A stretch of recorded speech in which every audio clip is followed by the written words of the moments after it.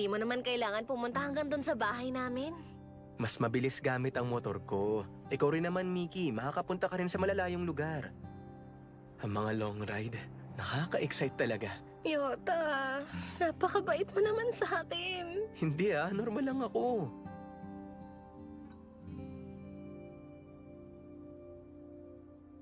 Alam mo, sa tingin ko, pumalpak na naman ako.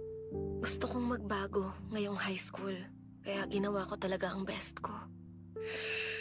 Pero mukhang kulang pa rin. Alam naman namin ginagawa mo ang makakaya mo. Si Koyun, si Minato, pati ako. Alam namin na ginagawa mo ang best mo. Gusto ka namin kasama kasi alam namin kung anong klase kang tao. Alam mo ba, unti-unti ko nang di nakikilala ang sarili ko.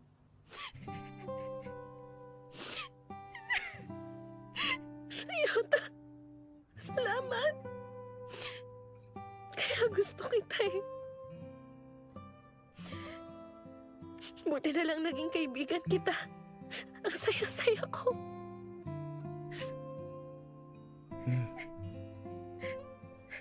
Gusto rin kita. Bakit hindi mo layuan? Teka lang. Eh kasi, nilayuan ka nila ng walang pasabi. Ang dami nila tapos pinagkakaisahan ka. Kailangan mo bang makisama sa mga taong di makapagdesisyon para sa sarili nila? Sagot. Hindi, sorry, hindi maganda yung pagkaka-explain ko. Hindi ko alam na magagalit ka. Siyempre naman, magagalit ako. Ha? Hindi naman sa ganun. Mababait naman talaga silang lahat. Hindi ko lang talaga sila masabayan. Ano mo, lahat naman tayo. May magagandang katangian. Kahit miserable kang kasama sila, alam mo pa rin ang magagandang katangian nila. At tanda mo yung mga panahon na natulungan ka nila. Pero kung yung isang aspeto lang nila ang panghahawakan mo, mauubos ka lang hanggang sa wala nang matira. Hindi ko kayang makitang mangyari yun. Sad. Nikki, di ba dati, sinabi mo sa akin na hindi mo rin kilala ang sarili mo? Ako rin, minsan ko na rin naramdaman yun noon. Pero ngayon, kapag inaalala ko ang nangyari sa araw ko, ang saya ng araw na to.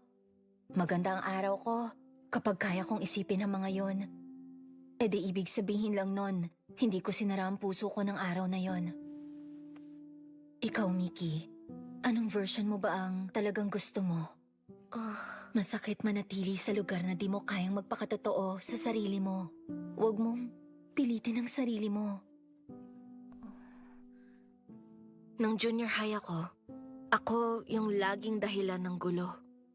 Pero pagdating ng high school, kinakailangan ako ng iba. Tapos nagiging close sila ng dahil sa akin. Parang panaginip lang. Pero kahit kasinungalingan lang lahat, gusto ko pa rin protektahan yun. Pero, Koyun, gusto kong makipagbati sa kanila. Ha? Dahil dun sa mga sinabi mo, na-realize ko, nasa kabila ng lahat, gusto ko ang mga tao. Gusto ko ang klase ko, pati na classmates ko. Kaya lang, nagpapanggap kasi ako ibang tao, kaya di ako naging close sa kanila. Gusto kong magsimula ulit. Gusto kong makipagbati. Nikki, masyado kang cool. Si Miki-chan, hindi na sumama sa atin. Sandali, bibili lang ako ng puding. Puding? Pasensya ka na. Hindi, ayos lang. Kaibigan ka ni Miki. Hindi ba? Huh? Mari-chan, Moko-chan, Mei-chan. Paano mo nalaman? Sinabi niya sa akin pangalan niyo. Kaibigan niya rin ako. Marami rin siya mga sinabi sa akin tungkol sa inyo. Mahilig kayo sa matamis, di ba? Ang dami kasi ng mga ni-research ni Miki noon. Ha? Yung pinuntahan natin noon, huwag mong sabihin. Ang akala ko, may mga sinabi siyang hindi magaganda tungkol sa atin. Bakit? Hindi si Miki yung tipo na maninira na mga kaibigan niya. Ginawa niya ba yon? Hindi naman. Di ba? Siya nga pala. Anong ibig sabihin ng musamuko? Yung mo mula sa Kitamura. Ang layo na sa original. Buti na lang nalaman ko na.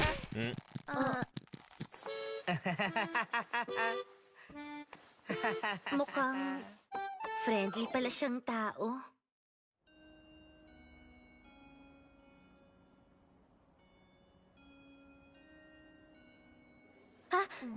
Miki-chan?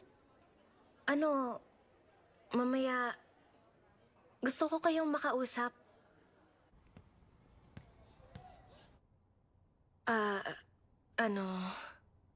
Nitong huli, pakiramdam ko hindi ganun kaganda yung opinion niyo tungkol sa akin, no? Huh? Sorry, ah. Ang totoo kasi niyan, hindi ko pa rin alam kung anong dahilan at bigla kayong nagalit sa akin. Pero, kung magkakasundo tayo o kung lalayuan niyo na ako, gusto kong maging totoo sa sarili ko. Ganito kasi, ang totoo niyan, ako kasi... nagpalit ng image sa high school. Malayo yung totoong pagkatao ko sa cute na babaeng nakilala nyo. Malayo rin sa idol na hinahangaan nyo.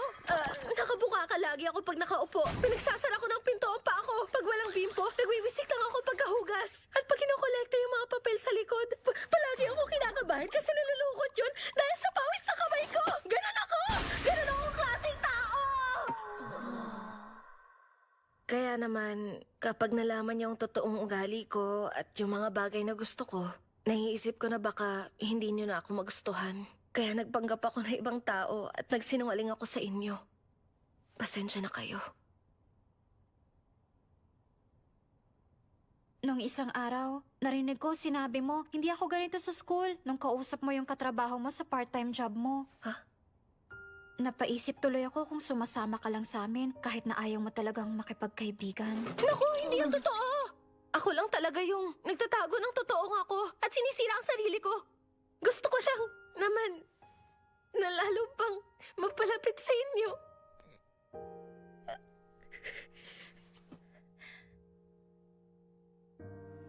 Kami ang dahilan kaya tinatago mo kung sino ang totoong ikaw, hindi ba? Pasensya na. Ha? Hindi naman yan totoo! Ako rin, sorry. Pinaniwalaan ko yung mga chismis na nakipag-away ka at nakabasag ka ng salamin nung junior high ka. Ha? Sorry, pero totoo yun. Teka, sandali! Promise, hindi talaga ako delinkwente. Nakabasag na ako ng salamin, pero ano, aksidente lang yung nangyari.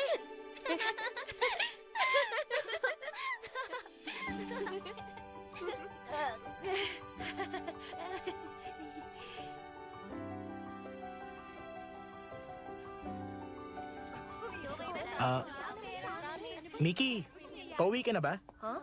Late na. Kasi ano, ang dami namin pinag-usapan. Diba? Nakabili ka ng pudding kanina? Minato, anong ginawa mo? Kanina?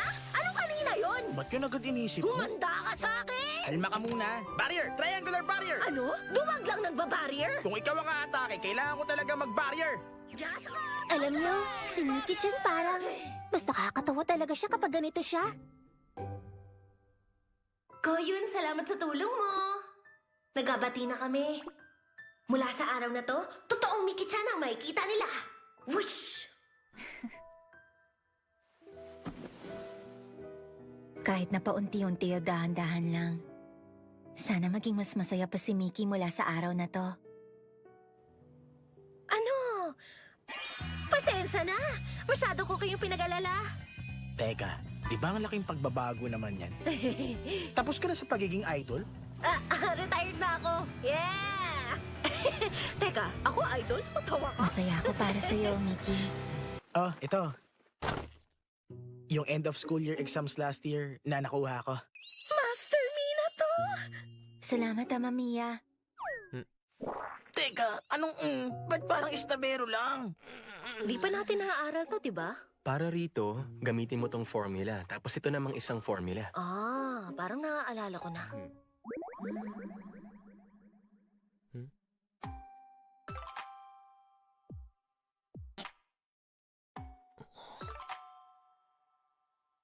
Selos. Teka, bibili muna ako ng inumin. Okay. Ako rin bibili. Ha? Oh, sige. Ko yun! Good luck. Mia, sama ako sa'yo. Sige.